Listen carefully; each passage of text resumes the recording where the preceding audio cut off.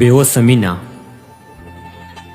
د ماښام مونځ چې مې جومات کې وکړو کور ته راغلم، د خپلې مور سره د کټ په لنګه کېناستمه، ناڅاپه ډب ډب شو چا ورته کوڅې وډبوو. مور مې وی زویه ته وروځه چې ور څوک ډبوي، که څوک ملنګ وي نو څه خیر ورله وروباسه بیا ورته وایه مونږ ته ډېرې دعاګانې کوه. مور مې وی زویه ته وروځه چې ور څوک ډبوي، که څوک ملنګ وي نو څه خیر ورله وروباسه بیا ورته وایه مونږ ته ډېرې دعاګانې کوه چې مور مې روغه شي او پلار مې د نشې نه واوړي او زه وزګار ګرځم چې ما له خدای څه کار راکړي.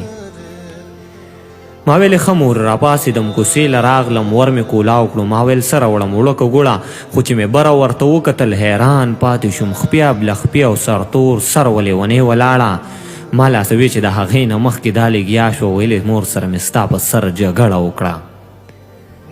کور کې چې کار هم کوي تاسو ته کنځلې کوي، ستا نام اخلي او خیرې کوي چې خدای دې ورک کړي. په تعویذونو او ساختونو یې راله لور غرقه کړه. بس زه په ښه راغلم، ما کور پرېښو، ما مور پرېښوده. راځه چې دواړه چېرته لرې د دې خلکو لاړ شو. دا خلک دلته مینان مینې ته چېرته پرېږدي. ما ویلې نه لیونې دا څه کې دنیا به څه وایي چې د پلانکي خان لور د شپې چا سره وتښتېده. پلار به دې مړ شي له خفګانه، دا زیاتې مه کوه.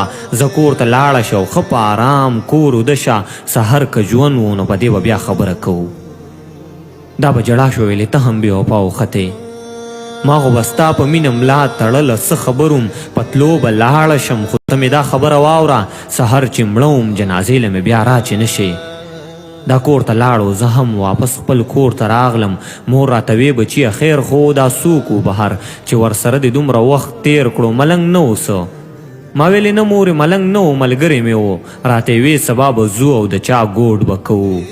مور ته مې دا خبره وکړه او کوټې ته لاړم. په کټ کې داسې بې بالښته بیتولی سملاستم او بیا به ځان باندې پوه نه شم وده شوی وما. سهار مې سترګې د ملا په اذان پرانیستلې، په کټ کې کېناستم او زر مې کلمه وویله. په ځان مې چوپ کړه چې شیطان خو رانه لرې لاړ شي. ما وی چې پاسم اودس وکړم، مونځ وکړم.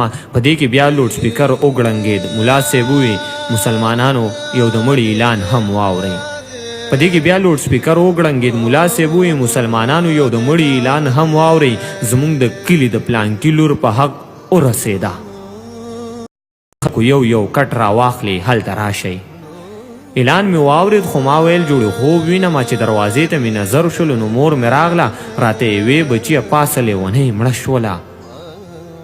خیر دی نن ګوډ لمزه، نن د مړي ځای ته ورشه.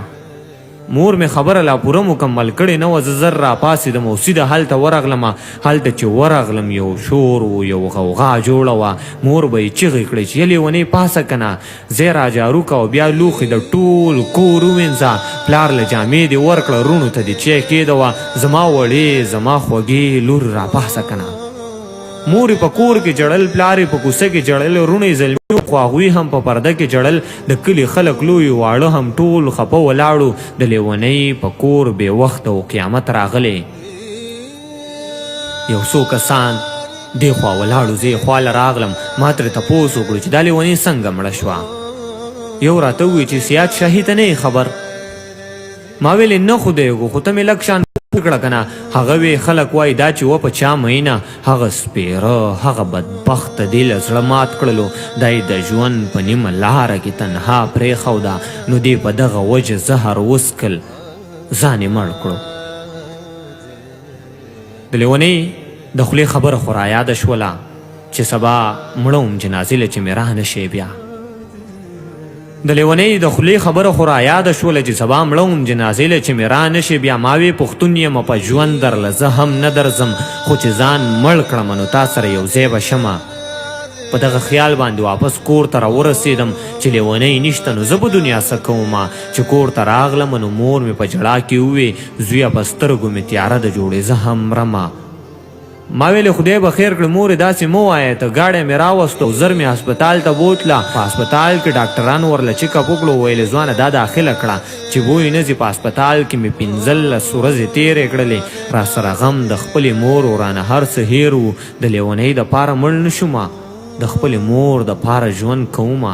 څومره مجبوره وي بیوسه مینه، څومره مجبوره وي بیوسه مینه، څومره مجبوره وي بیوسه مینه.